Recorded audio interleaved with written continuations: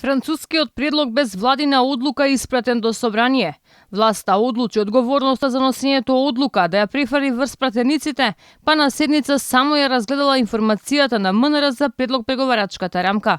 На седницата владата одлучи предлог преговарачката рамка да ја проследи до собранието на Македонија на разгледување и донесување понатамошни заклучоци согласно процедурите на собранието на Република Македонија, стои во соопштението.